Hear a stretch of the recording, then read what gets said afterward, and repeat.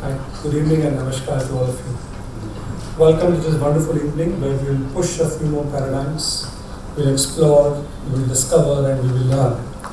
So let me start with inviting the two esteemed panelists, Dr. Bernard Brom, Dr. Bernard on the stage please. Big applause for him.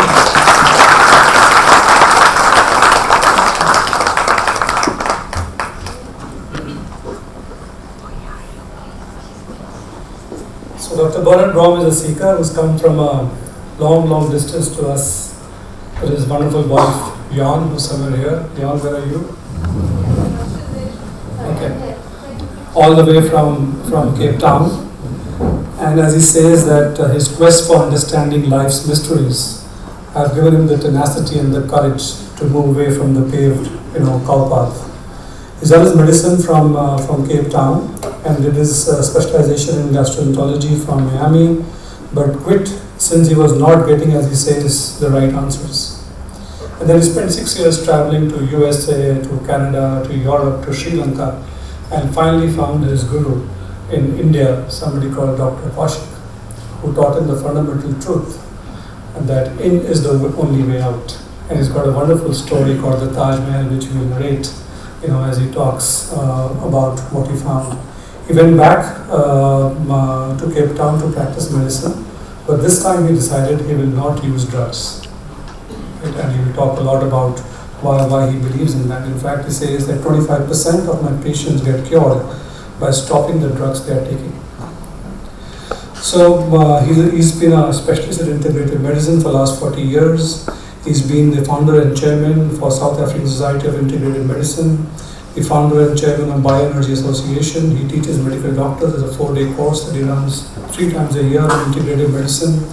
He's published many articles in many journals, the South African Journal of Natural Medicine he established in 2000. He's done conversations, on this subject and published 2, books, Conversations 1 and 2. And also in 2017, he published a book called The Healthy Medicine, The Philosophy and Principles of Natural Medicine, and lives with his wonderful wife Jan in some part of Cape Town. The second speaker that we have here is a close colleague, Dr. Sandeep Budiraja. He's a group medical director for Max Healthcare. He's also the head of internal medicine for Max, all the hospitals. He's done his undergrad and grad from one of the most prestigious institutes, Ghulam Azad Medical College. Also a DNB, MRCP, FACP and FRCP as well. So he handles, sometimes I really wonder how he gets the time to handle so much. He handles medical administration, he handles research and education, he's a teacher himself. He also does his OPD every day, about 60 people that he sees, I think still. He's the chairman of the Hospital Infection Committee, chairman of the Clinical Data Analytics Committee, etc. A long list. He's published several articles. He's won the Chairman's Award from Max Healthcare in 2002. He just got awarded the Diamond Academia Award by Delhi Medical Association for the year 2017. And I said many publications in index journals. So welcome both to Dr. Brom as well as Sandeep. So before we begin, let me just stimulate your curiosity. You find a questionnaire on the table. Have you answered the questionnaire? If you haven't, please take a minute or so to just answer it. And then I'll give you some trivia to assess how healthy you are. Done now? How many have done? It's substantial. So let me start. So let's look at the first question. It's about spoonfuls of sugar. I'm sure you've done an estimate of how much you take. So if you take more than 8 spoonfuls through any form, colas or cakes or biscuits or direct sugar, very high chance of diabetes, and the research says if you are consuming greater than 21% of your daily calories through sugar, compared to those who take 7%, you have 4 times as much chance to get heart disease. So that's the first. Exercise, multiple benefits. It's recommended 5 hours. I don't need to, all of us, understand it's very important but not urgent, including me. For the last 5 years, trying my best to have a 30 minutes walk every day, fail every week, and I resolve every week I'll do it. What's an abdominal circumference? So for men, the ideal one is less than 101.5, and for women less than 89 centimeters. Above that, you're obese, and that's one sign of insulin resistance, therefore diabetes risk. I am 99.06, just got saved. Okay, how many of you love multitasking? We often in this modern day say I'm a multitasker, I can do 3 things, 4 things, running from one task to another. How many of you love to multitask? Yeah.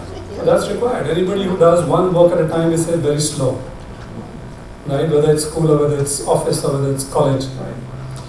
Actually, if you are multitasking most of the time of the day, you are overstimulating your adrenals, causing chronic high cortisol activity, which aggravates sugar levels, also causes osteoporosis, and affects your thyroid function. So all of you feel very proud you're multitasking. Just watch out next time you think you're doing it. How many of you have dry hair and skin, constipation, feel tired, one or more of the issues, and treat each condition separately? Actually, it could be an underlying thyroid condition. It may not be a skin infection. On skin rashes, most of us, first instinct is to apply an ointment or take medicine. But actually the rash could be a sign of your skin trying to eliminate toxins, some dysfunction. And unless you treat that fundamental root cause, you might end up curing the rash but not the dysfunctionality. And we will go deeper into these questions as we go along. How many of you need more than 5-6 cups of tea or coffee to keep you going? Just one person? Yeah, how many? 5 or 6 cups a day? You may be pushing yourself towards a breakdown, so just watch out for that. How many of us get a running nose or fever each time the season changes?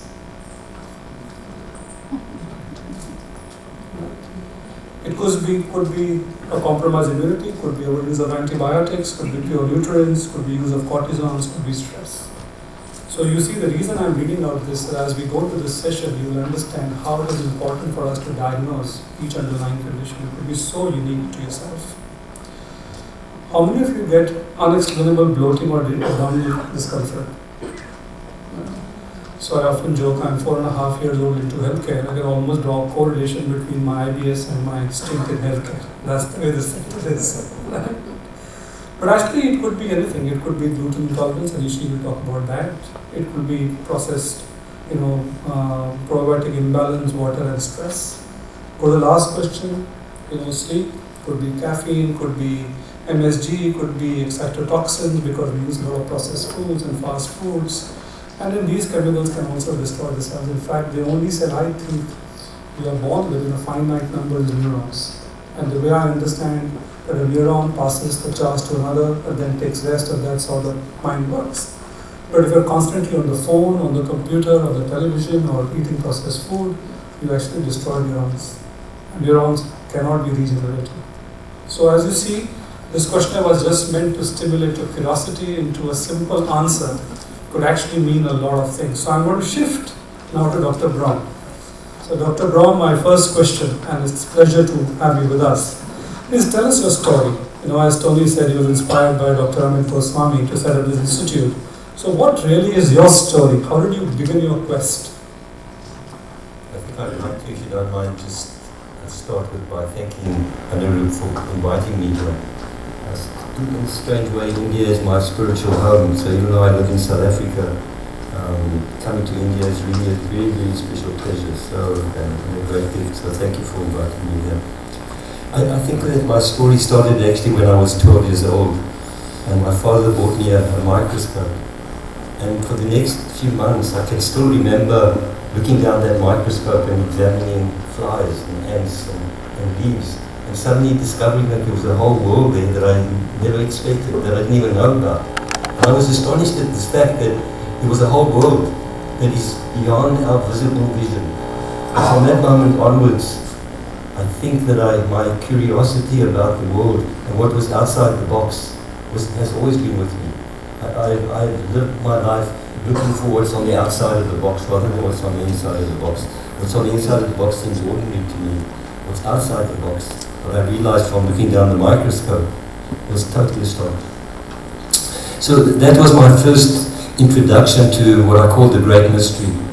And I remember writing an article even in my last year in medicine on mind-body medicine, because the mind was somehow something mixed up in this great mystery. I was fascinated by hypnosis. I was fascinated by spiritual healing. All these realities were somehow something that was outside the box. And then eventually I went into medicine and ended up in America. Because why America? People told me that in America you can live your dream, and that's true. You can live your dream in 6 months and discover that it still doesn't make you happy. So I realized that even trying to live my dream, that my dream wasn't going to make me happy. So I thought to myself, what am I going to do now? And it was at that point that I became totally disgusted with medicine and my life. And I walked into the office of my boss and told him, I'm leaving medicine. And to be quite honest, that was 1971. I never thought that I was going to go back into medicine. I became a hippie. I left America and went to Europe, traveled around Europe for 3 years. I eventually went to Sri Lanka, and then decided, even in Sri Lanka, where it was such a beautiful place, living on the coast over there, I still became unhappy, and I couldn't understand how come I kept becoming unhappy. And so I decided that I needed to find my teacher, guru, and that's how I got into India. It was a very difficult, it wasn't easy for a South African to get into India in 1973. South Africans were banned from India, but through a number of processes, also again totally miraculous, I ended up in Delhi with my guru. And the first week I was there was about 20 other Americans living with him in Old Delhi. I went to his room and asked him if I could go visit the Taj Mahal. And he said, why do you want to go to the Taj Mahal? I said, well, it's one of the 7 wonders of the world. I may never get a chance to get to India again. I need to go visit him. And he just looked at me and said, that's a very bad reason for going. Go back inside. So I went back inside and started to see the Taj Mahal. So a week later I went back to him and said, I know why I need to go to the Taj Mahal. It's going to change my consciousness. And he burst out laughing and said, that's a terrible reason. Go back inside. A week later I went to him again with another excuse for wanting to see the Taj Mahal, and he just kept laughing louder and louder. Eventually, it was about 8 weeks past and I had a week left in India, and I had to return back. I had to leave India. And I was doing meditation in the park. There was a lovely park just across the road from where we stayed. And I was thinking, what reason can I find to go and see the Taj Mahal? And I suddenly realized what he was trying to say to me, that the Taj Mahal that I was seeking wasn't out there, it was inside me.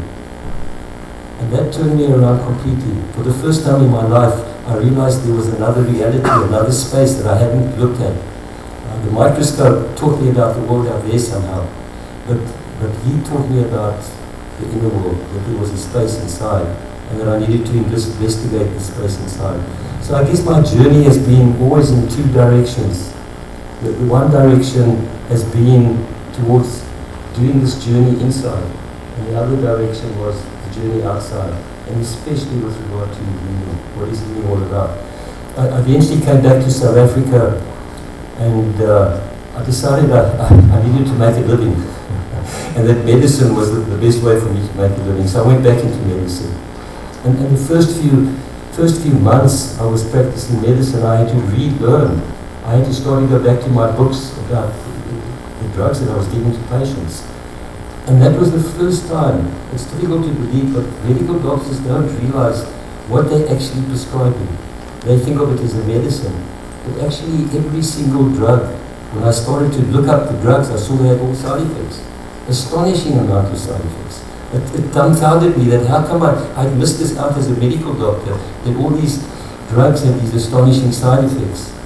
And at that point, I made a decision to see if it was possible to become a non-drug doctor. And that's incredibly unusual. I don't know anybody else among my colleagues who are integrated doctors who ever made that decision to try and do medicine without drugs. It's impossible to heal people without drugs. And so for the last 30, 40 years, I've practiced a non-drug treatment of medicine.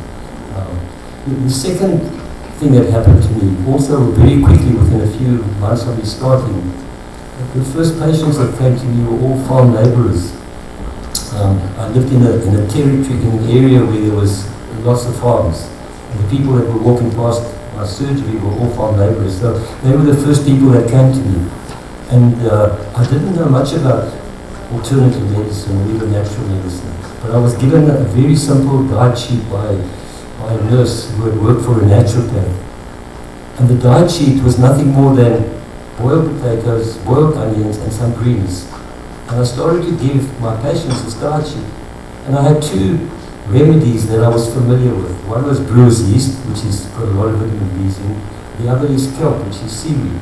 Seaweed, which is full of minerals.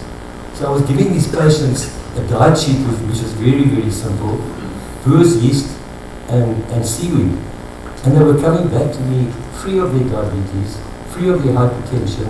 I was curing a whole lot of things and I couldn't understand what was going on. How is it possible for a medical doctor to be giving a diet and simple, very simple remedies and healing people of their illnesses?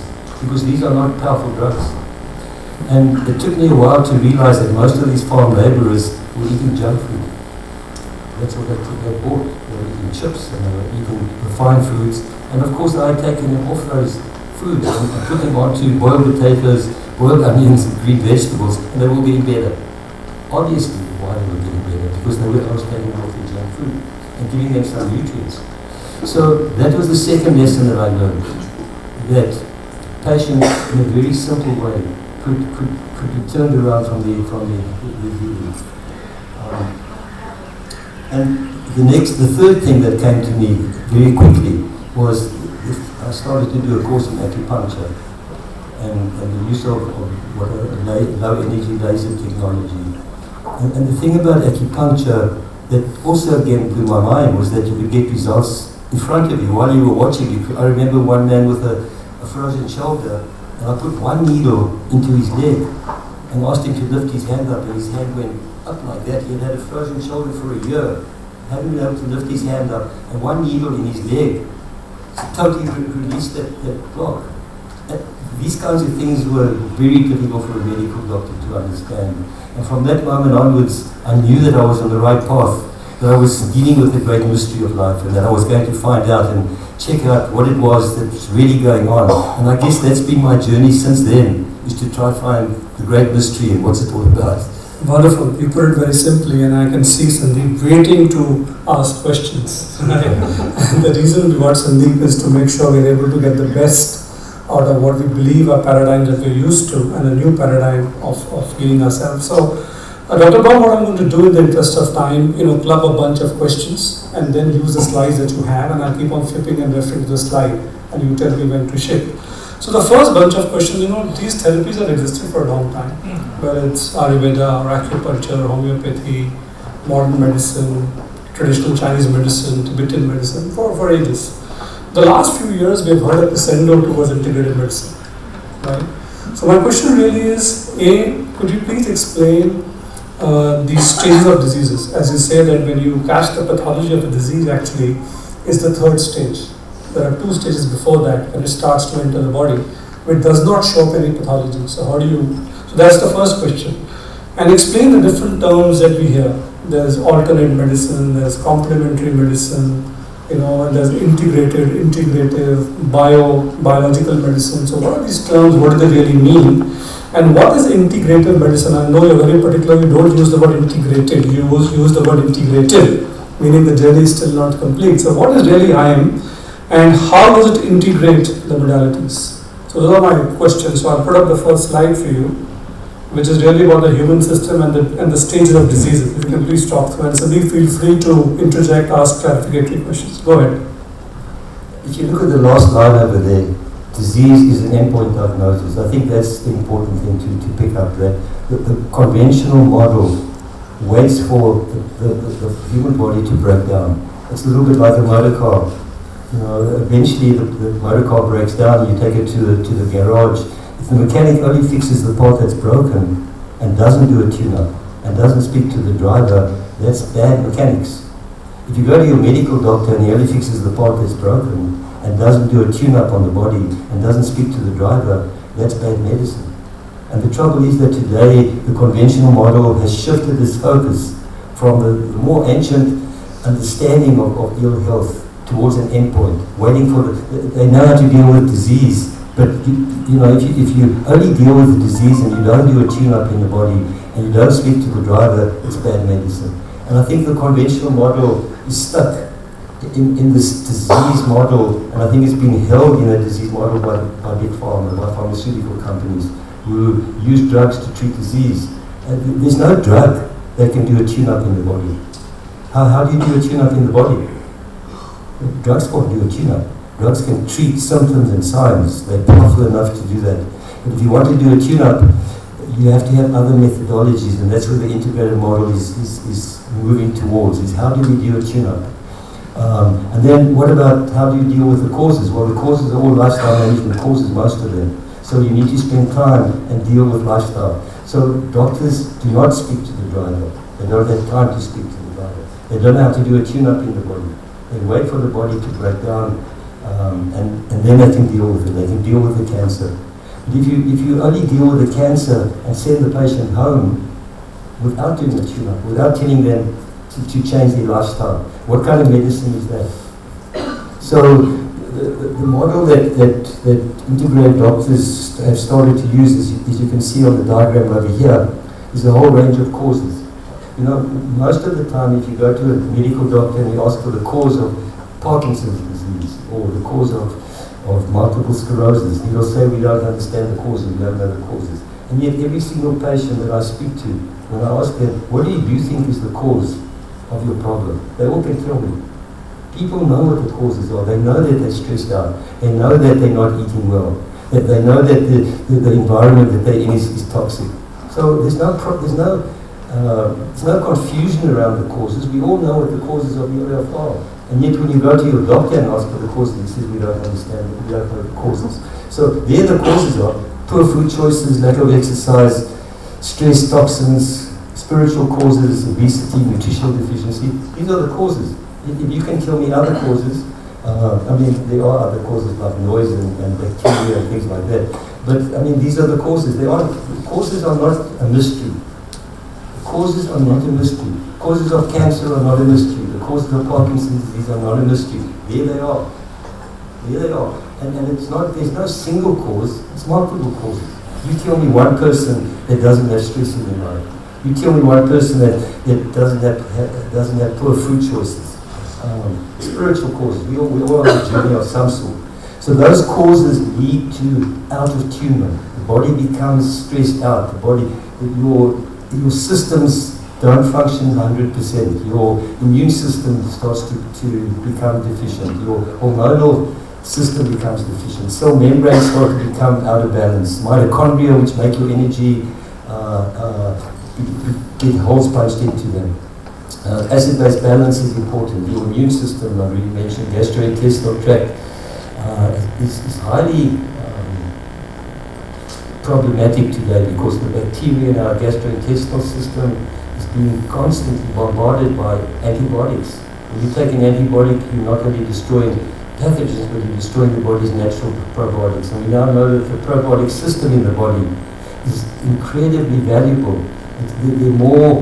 There's more genetic material in the probiotics than there are genetic material in our body. So there's a lot. I mean, I know psychiatrists in America, for example, integrated psychiatrists that do not use drugs anymore. They treat the gastrointestinal tract with depression. If you're depressed, they treat the gastrointestinal tract. They don't treat the mind. Why? Because the gastrointestinal tract makes serotonin. 60% of the serotonin produced in the body is made in the gastrointestinal tract, and serotonin is the happy hormone. So your gastrointestinal tract is making hormones that can shift your mood. And there's some evidence even that the bacteria in the gastrointestinal tract are telling the body what food you need to eat. So if you've got the wrong bacteria, you're getting stimulated to eat food that is not appropriate. So really, Dr. Brom, what you're saying, Sandeep, go ahead. You want to ask a question? So I think this question must be given by a lot of people. We talk of two states of work. One is wellness and one is a disease state. And most of the people seek an advice from a practitioner when they feel a bodily problem. So when they are diseased.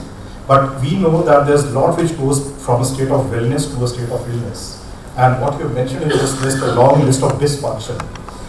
How does the average person realize that I may not be as well as I perceive to be or I feel to be, and is actually in that state of dysfunction? And if people take an intervention, a proper modality, multimodality treatment in an integrative medicine approach, at that stage, they can prevent a large number of illnesses from actually developing.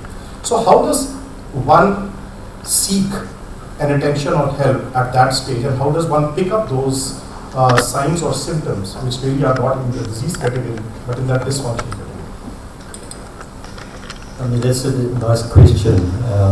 I think that one could say that probably there's no one in this room that is functioning at more than 60% of their capacity. We all are functioning not at our optimal capacity. And the body can function with half a liver. So we're not functioning at our best capacity. The whole concept of anti-aging is all wrong actually, because all we're doing is not creating anti-aging. What we're doing is creating more health.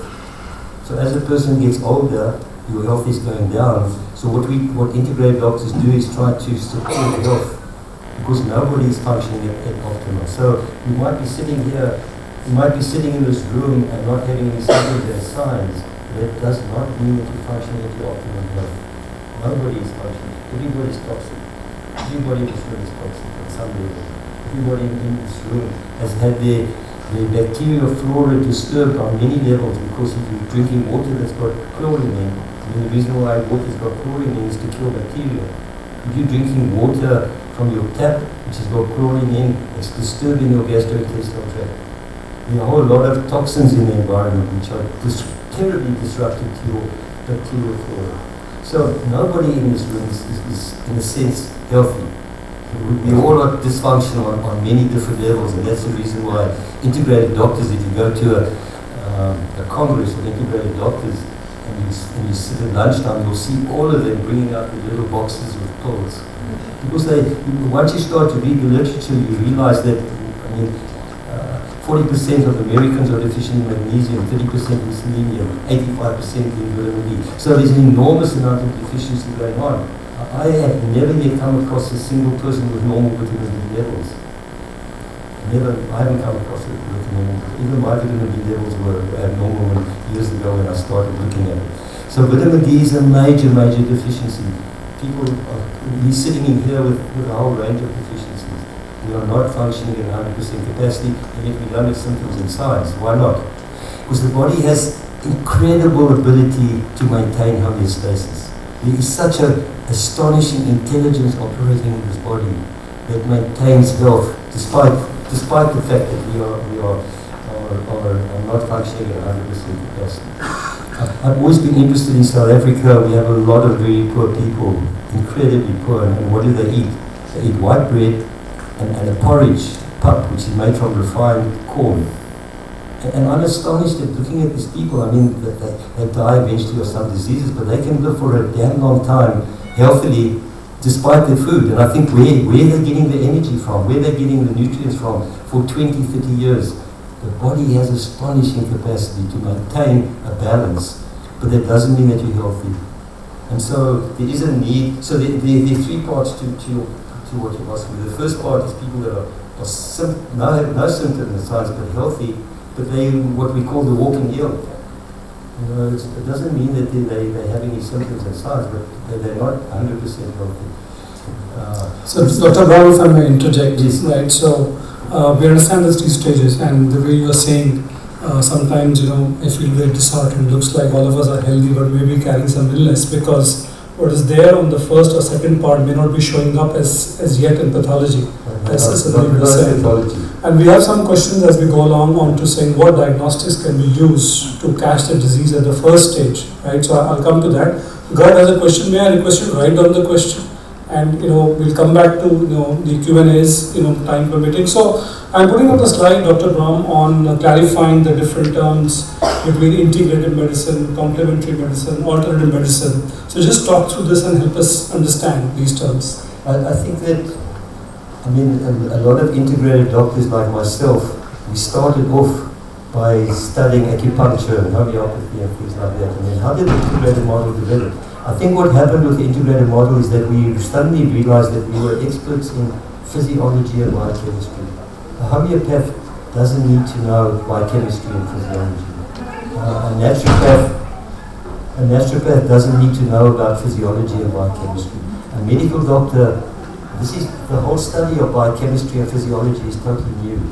It's only been in the last 100 years or so that we've actually been able to understand physiology and biochemistry.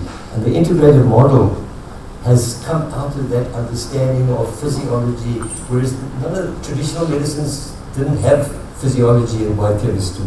This is something totally new. And so the integrated model has actually developed within medicine.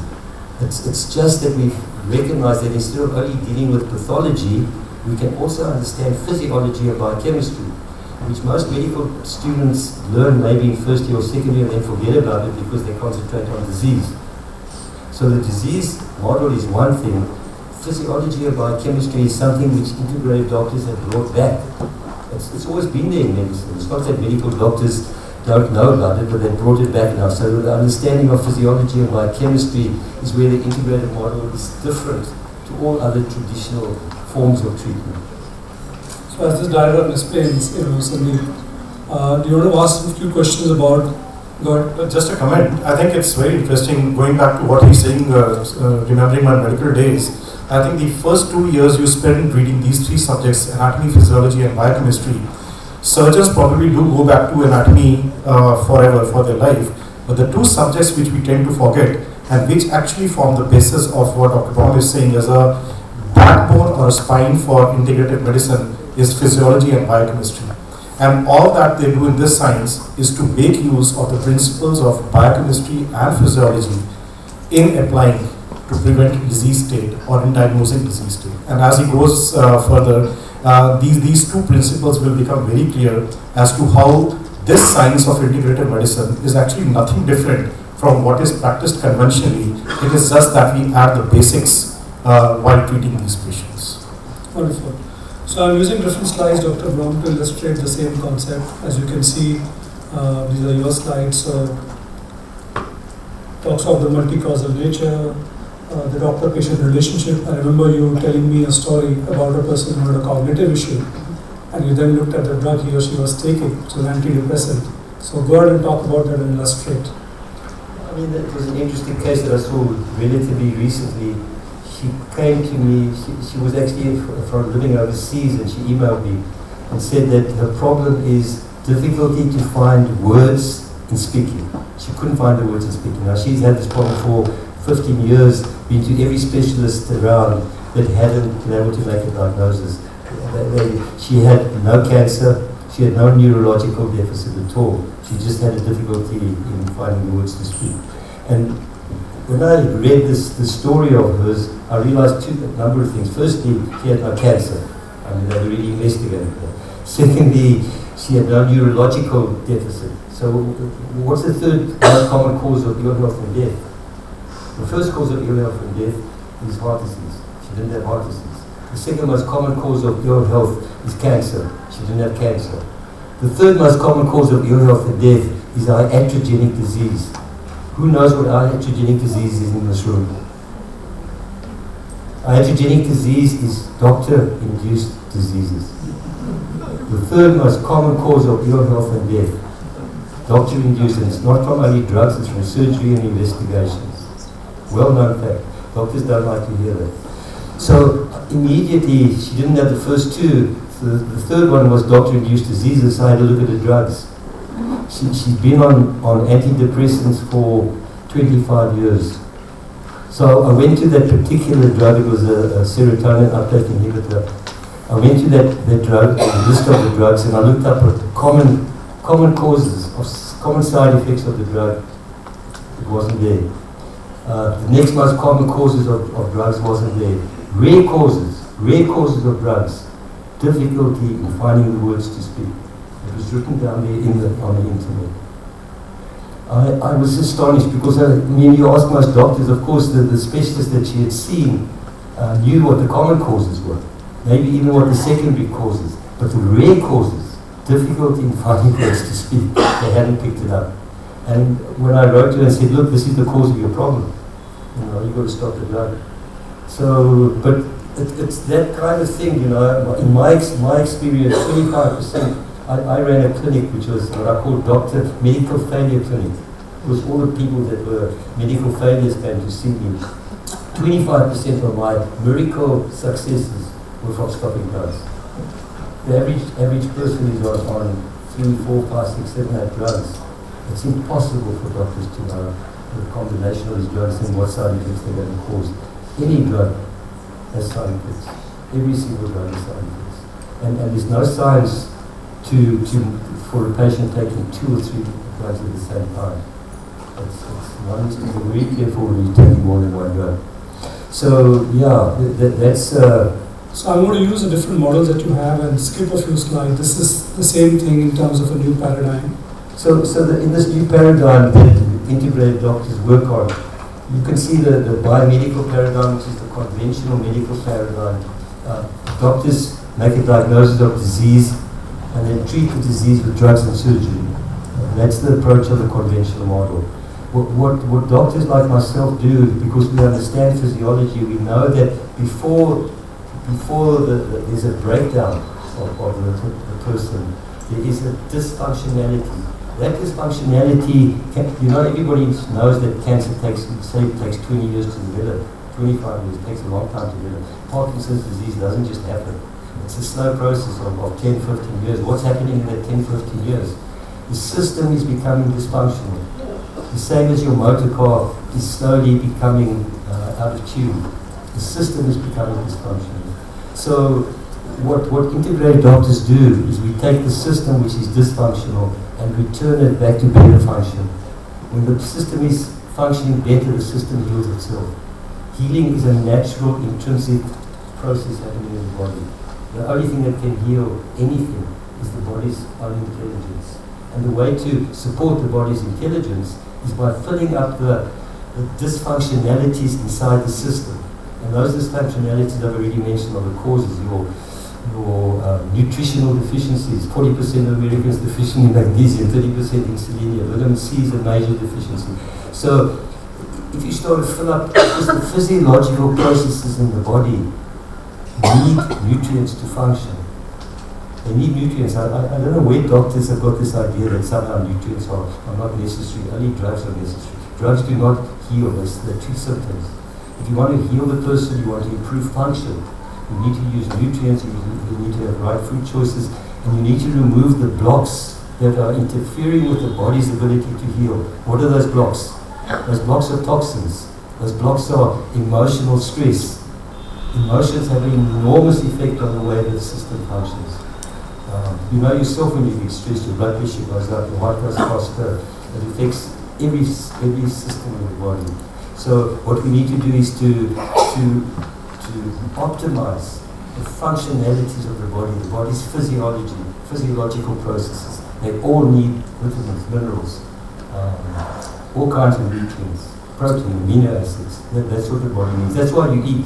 You don't eat to get full. You eat to provide the body with the nutrients that every single physiological process in the body needs. And we need to optimize that to the best level. So integrated doctors, that's why they take so many nutrients, because they're trying to optimize the functionality of the body. Only the body can heal. The better the body can function, the better the body can heal. There's no natural medicine that heals anybody. There's no drug that heals anybody. Only the body can heal. But you need to give it the ammunition that it can use to heal itself. Dr. Brom, would you use quickly 5 examples that you've used in your deck to explain the entire process? So one is about localized cancer. Yeah, so for me it's almost malpractice for a doctor to remove the cancer and then say to the patient, no, remove the cancer, do chemotherapy, which is majorly destructive, radiotherapy, which is also very destructive to the body, and then send the person home and say, come back in 6 months' time. Is that good medicine? It's like fixing the part that's broken and sending the car back outside, out of tune, without speaking to the driver. There's enormous work that you need to speak to the driver, you need to tell the driver what food choices he needs to optimize health, because if you remove the cancer, it doesn't mean that the body is healthy now. The body remains in exactly the same dysfunction as it was before it got the cancer. Removing the cancer doesn't improve the function. Is that clear? Because it's such an important statement there. Yeah. So for me, that's bad medicine if you just remove the cancer. So as you see, I'm going to use examples to summarize Dr. Brom's, statements. So I'm going to skip and come to a very controversial topic, Dr. Brom, and that's about vaccinations. Whoops. Vaccinations is not a subject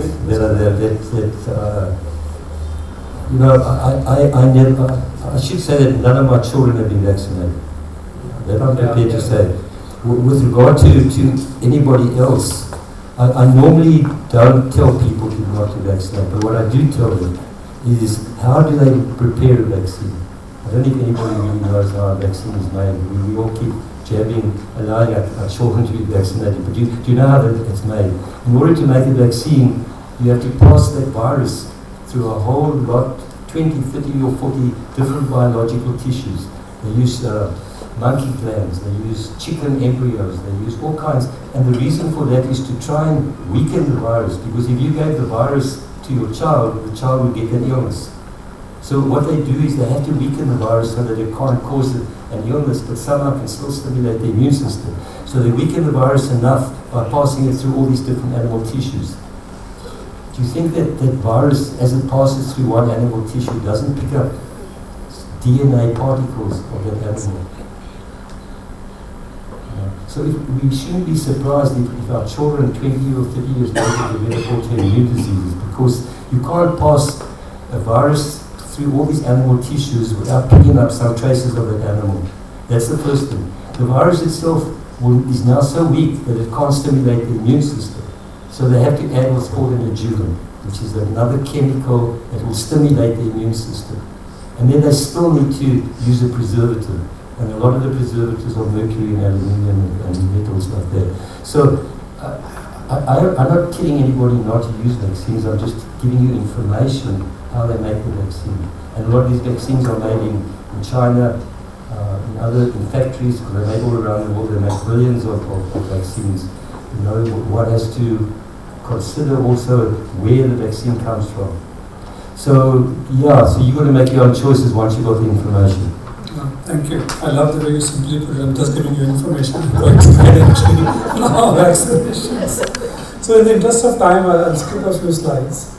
And I have one more set of questions, which is really saying, at the end of it, medicine has to be practiced by people, on people. So what is the role of an integrated medicine doctor? How is it different?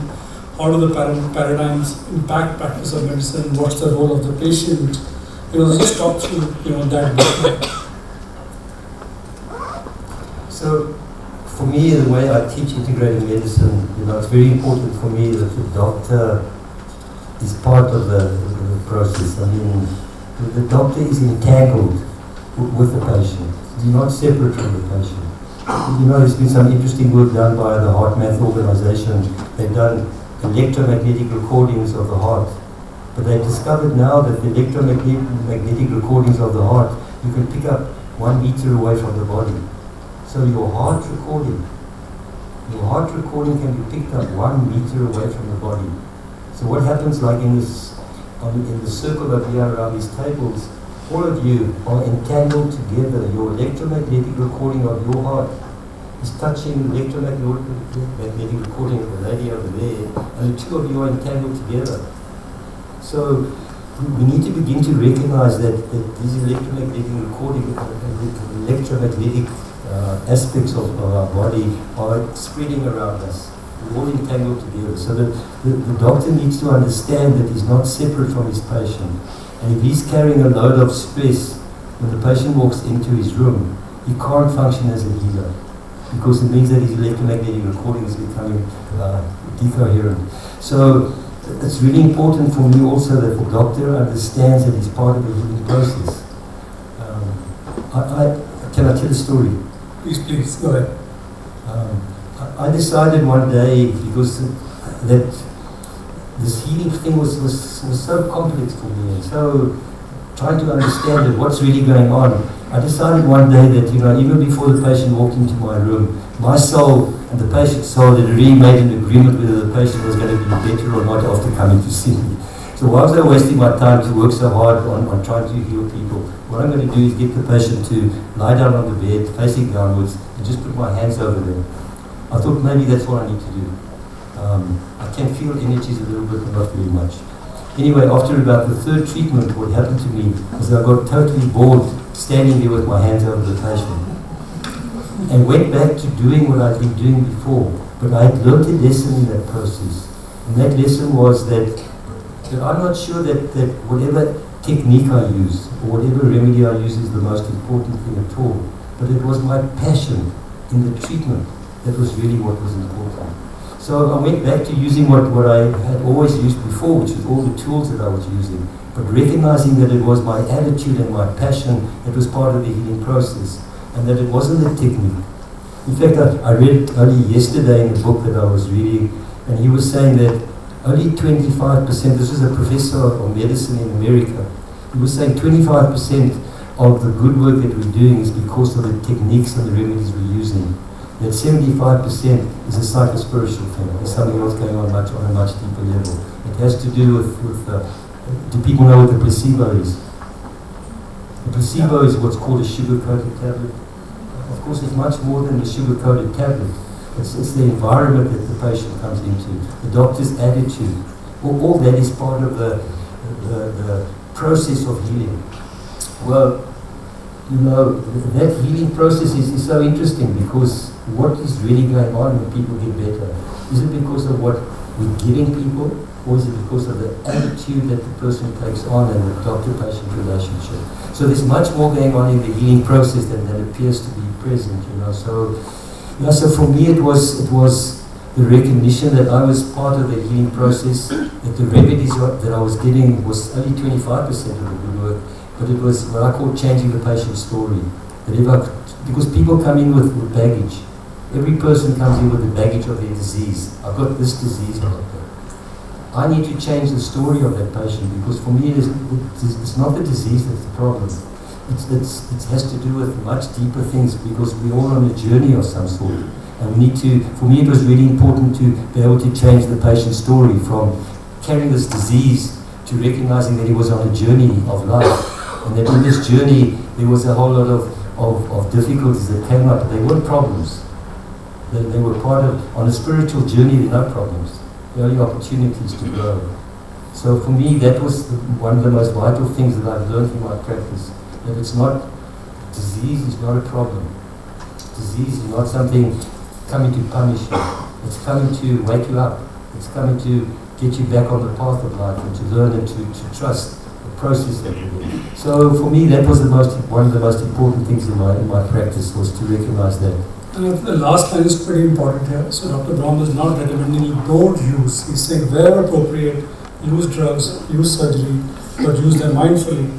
As he's talking about the competencies of an IM doctor, and he's, I can quite relate to it. Because if you look at many doctors in our network, Dr. Harit is here, Sandeep is here, Dr. Bird is there, Dr. Kusum is here. There are many people who just want to meet these folks up to 3 minutes.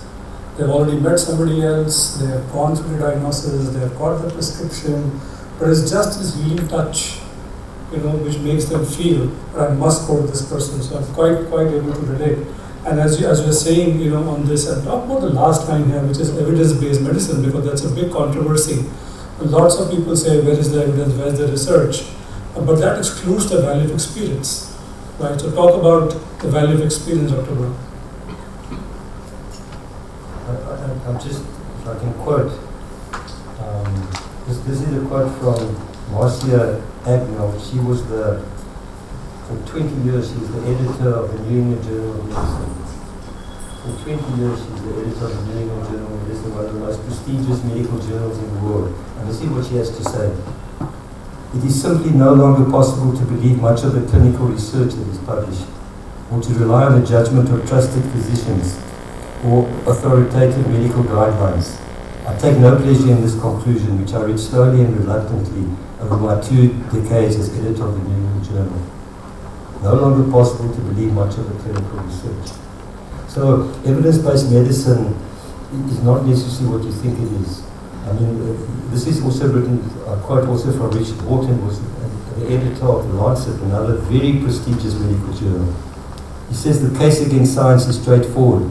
Much of the scientific literature perhaps half, may simply be untrue. afflicted by studies with small sample size, tiny effects, invalid exploratory analysis, and flagrant conflict of interest, together with an obsession for pursuing fashionable trends of dubious importance, science has taken a turn towards darkness. This is what's happened to medicine today, and this is not my words. So the integrated model has expanded itself now, away from this disease model to really supporting health and finding ways to optimize health, because everybody needs to optimize health. We no longer can take it for granted. We live in an extremely polluted environment. Everybody is subjected to enormous pollution, enormous amount of stress. Even if you're healthy, there's no way that you can take that for granted and not do something to optimize your health. Also, let's talk about the role of the patient. That's where we come in, right? What is really the patient's role? Yeah, I think that the patient's role is to inform himself and to recognize it's no good just throwing water out of the boat and sinking when he's got a hole in, and one needs to take full responsibility. It's not just patching up, it's actually beginning to optimize health. And then, of course, lifestyle management.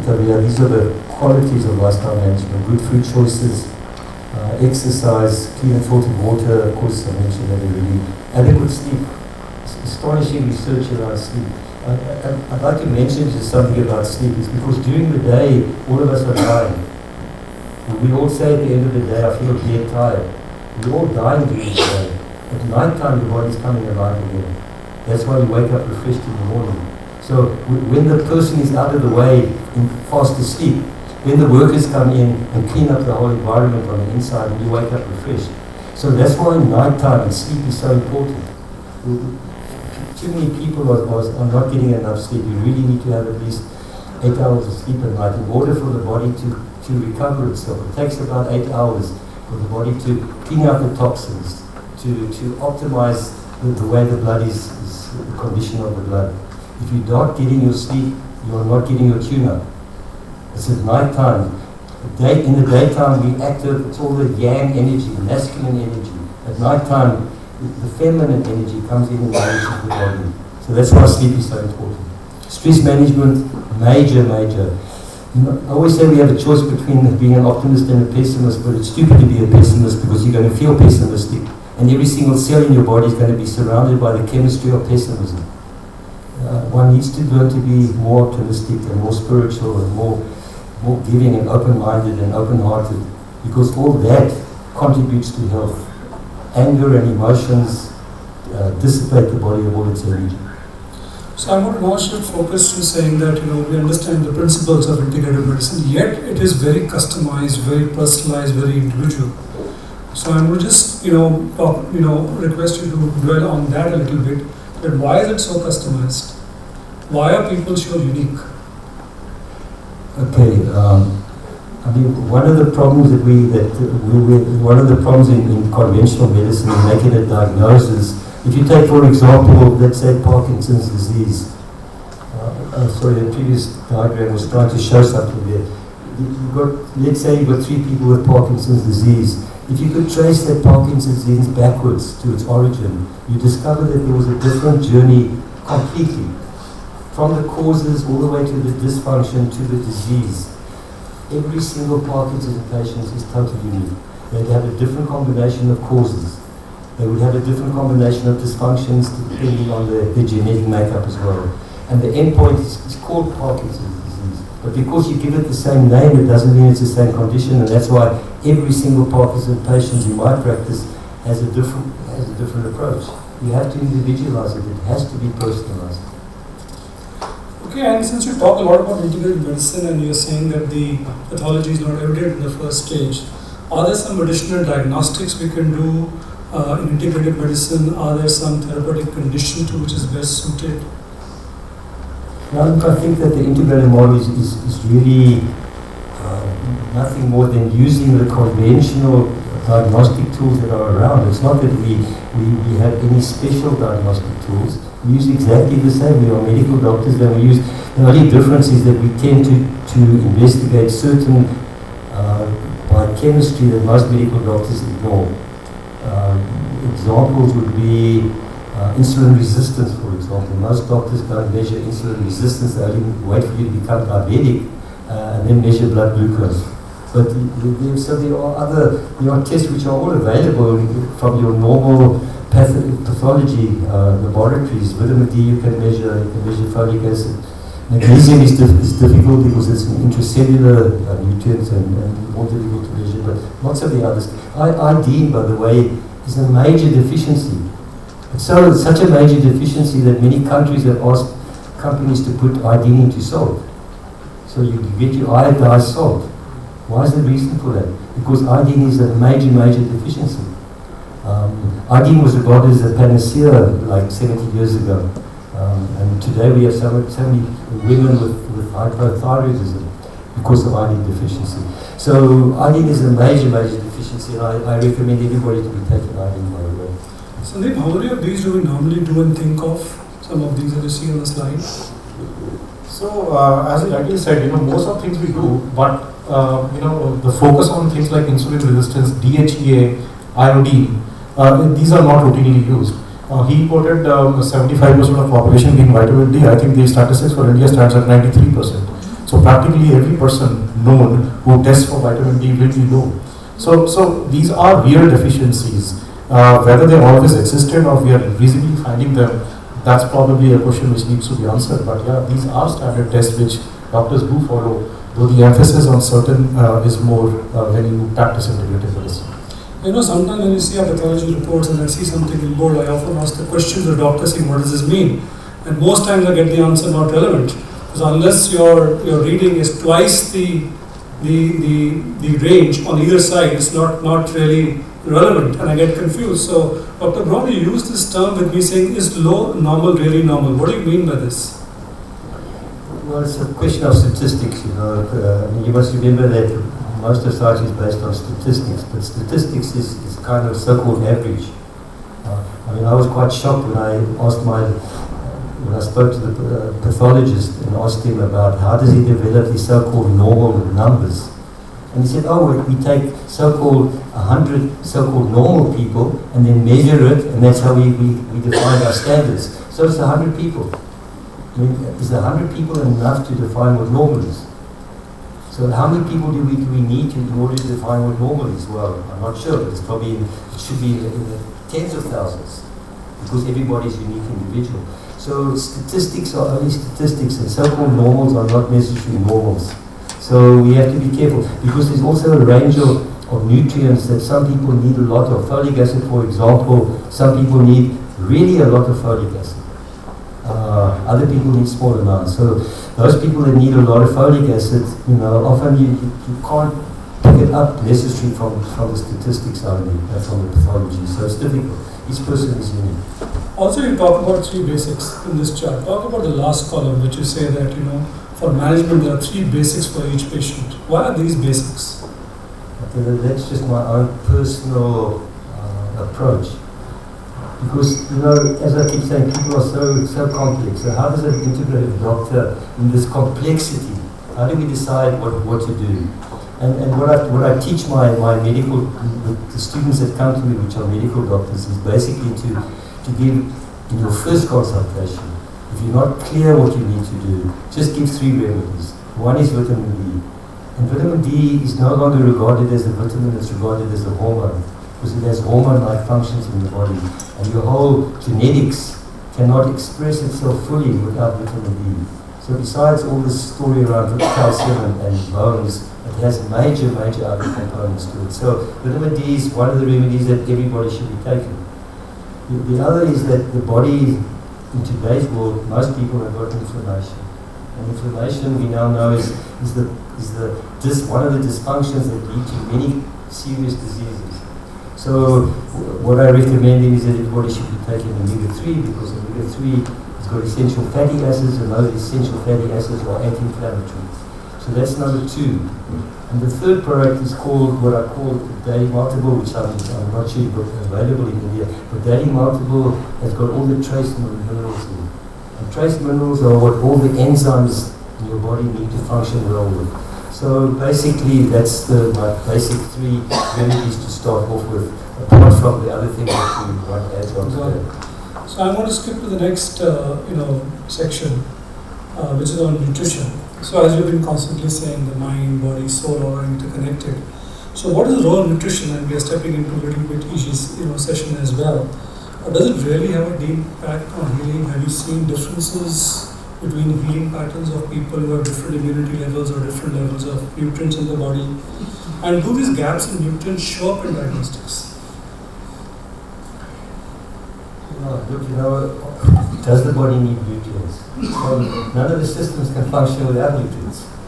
As I said, magnesium takes part in 300 metabolic processes. 300. Selenium takes part in 70 to 80 metabolic processes. So this is the problem of these nutrients. I mean, if you've got deficiency of magnesium, as most people tend to have, where would it show up? Where would it show up? You've got takes part in 300 metabolic processes. Where would it show up? That's difficult because in every single person, the body is using what it can. The body can compensate. The body has this, there are thousands of processes happening in every cell, in every environment. So it's sometimes difficult to actually pick up these deficiencies, and that's the reason why we end up getting something like daily multiple, which has got all of them together, and amino acids and a lot of other things as well. So nutrients are absolutely essential for biochemical functioning. The fact that you are dysfunctional is because we have a deficiency a lot of the time of the nutrients. The other part of it is what we call blocks in the system. And I mentioned those blocks already, which are toxins and emotional blocks. So with all the blocks in the system and deficiencies, you can understand why slowly the system becomes more and more dysfunctional until we end up with disease. Disease is what I call the endpoint diagnosis. So I want to shift to a diagram and ask Sandeep to help us with that along with you, which is your diagram on the liver, which actually illustrates what you have been saying. Because we do have many cases of chronic liver disease which we treat very differently. And in this diagram, you are shifting the focus to nutrients that are required by the liver. So just take us through as an illustration to illustrate what you've been saying so far. So if you look at this diagram, which is quite helpful, and it's very helpful to understand what I've been saying all the time. Remember that the liver is the organ of detoxification.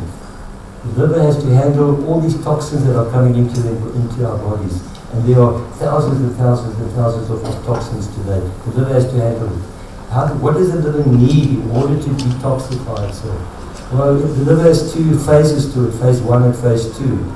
Phase 1, you can often end up with more toxins because it's got to make fat-soluble toxins into water-soluble toxins so it can excrete it from the body. But look at what the liver needs in order to function to do the phase 1. What does it need? You ask me, does it need nutrients? Well, that's what it needs. It needs nutrients in order to function. Phase 2, it needs a whole lot of amino acids. So that's what the liver needs. So if you ask me, do we need nutrients? The liver can't function without nutrients. Are people deficient in nutrients? Everybody is deficient in nutrients. Everybody has a level of dysfunctionality in their liver today. And so we end up with major problem today of fatty livers. So I asked the question, so in India we have osteoduality. We are dealing with a growing burden of NCDs, which is cardiac, cancer, hypertension, diabetes. We also deal with the duality of a chikungunya or dengue. So what is the mantra for what should Indian doctors do differently to be able to improve the outcome? And the simple answer that I got from Dr. Brom was do nothing else, go back to the basic principles, which is about lifestyle management, looking at dysfunctionality, spending time with the patient, surgery if indicated, supporting health, etc. This is all that you said. We don't really have anything else but that. So I'm going to shift to the last question in the interest of time, Dr. Brom. That obviously what you talked about, even to me, sounded a very huge paradigm shift, right? And I was wondering, well, if I am feeling so, having been a seeker myself, right? You must be facing a lot of challenges, headwinds as you practice this, right? So I just want to, for you to dwell on these, because this could be a threat to a practitioner. There could be lobbies on the modern medicine side. There's pharma, there's insurance. There are deep ingrained paradigms. You say don't take vaccinations, and I'm saying half the people are saying really. So what headwinds did you face and how do you tackle some of this? I'm not against vaccinations. I'm just for letting patients know how vaccines are made. I think that what I've done in my practice, because I've been practicing for 40 years in an area where I was the only integrated doctor around. There were lots of other conventional doctors. How come I didn't create a problem for myself? I think the secret was that I kept telling doctors that I was complementing their practice, that I wasn't taking patients away from them, that they could, I made a decision not to use drugs. I would send, if a patient needed drugs, I would say go to the doctor down the road. So I wasn't in any way conflicting what doctors were doing. I was just supporting them because they had no time to teach patients about lifestyle management.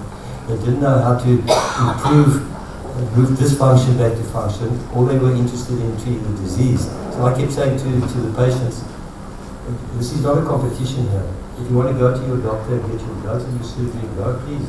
I have no problem around it. I'm supporting you in your health. I support health, the doctors treat disease. And so there was a complementary relationship in that sense. So I want to just sum up using a beautiful picture, which actually is nothing but a dream that Dr. Brom had. If you look at this picture, there's a boat and there's water. Treat the water as he says, the water of life. So as we go through our life, there's wear and tear on the body, we abuse our body mentally, physically, emotionally, and sometimes your boat tends to hit the rocks. And when you hit the rocks, you tend to use band-aids to keep filling the hole.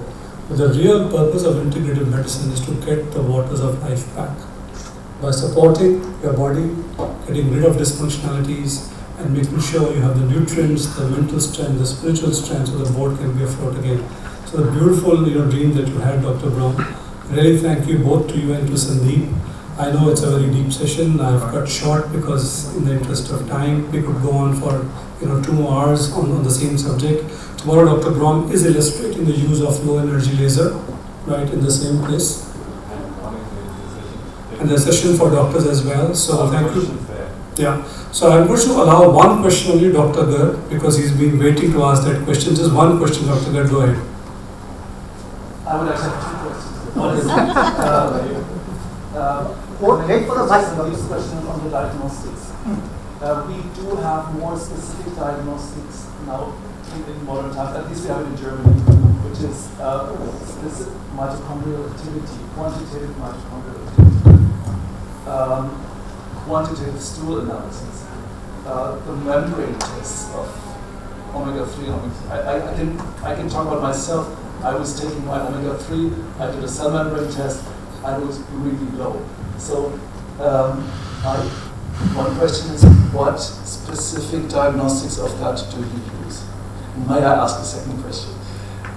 You mean in India? What specific diagnostics you use in India of that nature? No, or what does he do in South Africa? Okay.